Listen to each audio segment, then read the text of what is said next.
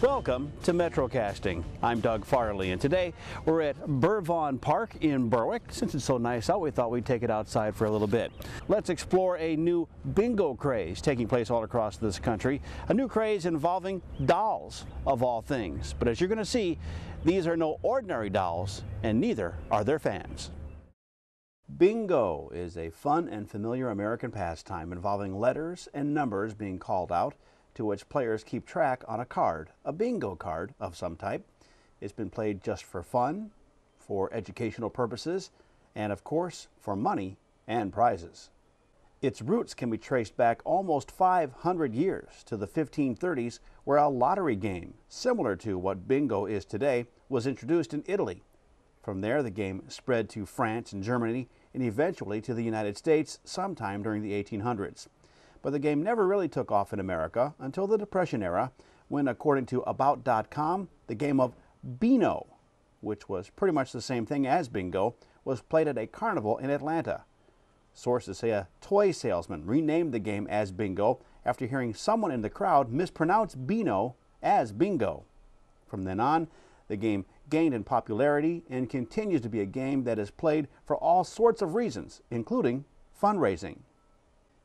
That brings us to the latest bingo craze in this country, American Girl doll bingo. The object is obvious. Be the first to get 5 across, up or down, or diagonal, and win a much sought-after American Girl doll.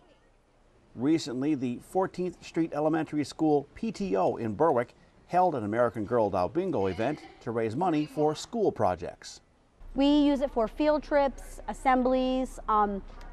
This year we put on some really great assemblies. Some of them are a little bit pricier, and that's our goal, is the assemblies and the field trips mainly for the kids. We do things, incentive celebrations for state testing, end of the year graduations for preschool, kindergarten, 5th grade, anything like that.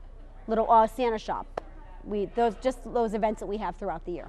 $20 got each person 20 games and 20 chances at winning one of the only 20 American Girl dolls available. This is our biggest fundraiser. It's a good moneymaker for us. It's a good popularity thing, and the kids love it. But why do kids love these dolls so much? Alice D'Alberto tried to explain her granddaughter's infatuation with them. I guess just the way they're made, their hair, she could change their clothes and dress them different. She just loves them. You know what?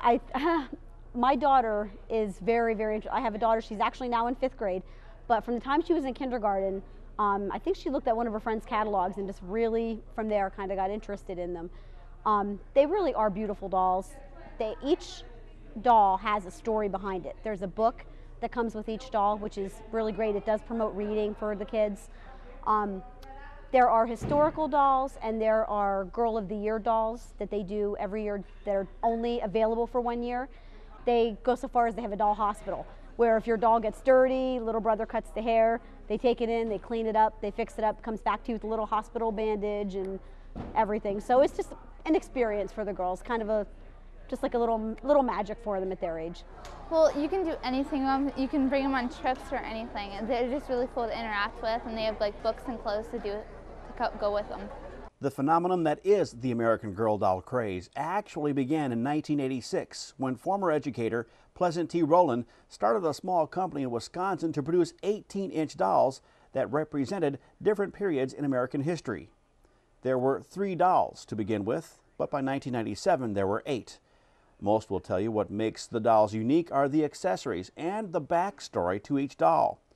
Each comes with a professionally written book featuring a storyline centered around certain time periods in the history of our country, hence the American Girl moniker. For instance, Samantha is from 1904 with a wealthy background. Molly is from the World War II year of 1944, and Kirsten is from 1854 and has a pioneer-type background. They were the original 3 American Girl dolls, and each, as are all the dolls, are supposed to be around 9 years of age and on the verge of some important adventure that will help them and their young owners learn something about history and the way the world was during her time period. Ms. Rowland sold the company to Mattel in 1998, but the dolls have only continued to gain in popularity over the years. A little pricey, An average doll runs close to $100. American Girl dolls are designed to be keepsakes and handed down from generation to generation. They all have different accessories, clothes and furniture, friends, books, etc. that again will cost you a little bit more than most regular doll accessories, but the items are well built and designed to last. Now, with that price knowledge in mind, again, around $100 per doll, for some, the only way of getting an American Girl doll may be by playing bingo. 26. For others, though, it's a chance to add to their collection. Tut Thomas has two granddaughters who she says are into the dolls heavily. Well, they each have about 5 right now, and they're allowed to play with, like, they can pick out 2 that they can each play with. I won the Bitty Babies last year, so they each have a Bitty Baby to play with, and then they can have one of the other dolls to play with, and the rest I like to keep in their original outfits to try to keep them nice for them when they get older.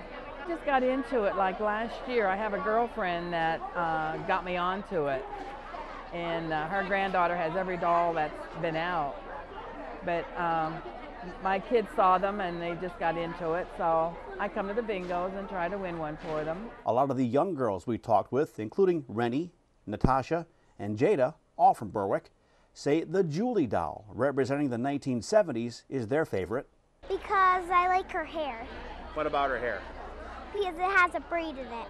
Others say they like Julie and the other dolls because of the backstories. They're very interesting and historical. Have you read some of the books? Yeah, I've read 10 of them. As for the bingo event itself, as we said, $20 got you 20 games, with the winner getting their choice of American Girl dolls. But there were also special games. We also have special games, which they can buy 1 sheet for $1, and then the prize there is some of the special game items.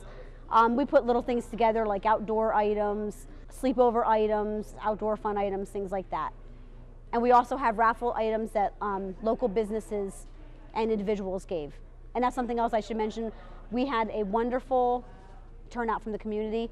The community was very supportive and very helpful with their donations. And any tie games, meaning more than one person shouted bingo at the same time, were decided by calling single numbers until only one person was left. In the end, Natasha and her family turned out to be the big winners of the night, taking home a number of the dolls along with other items. It's a adventure for little kids. I mean, especially the fact that, usually like their first doll looks like them, so they can, it's almost like their little sister. I know my daughter has a baby doll, and something, to grow up with her. It's not a baby doll now. This is a doll that can grow with her.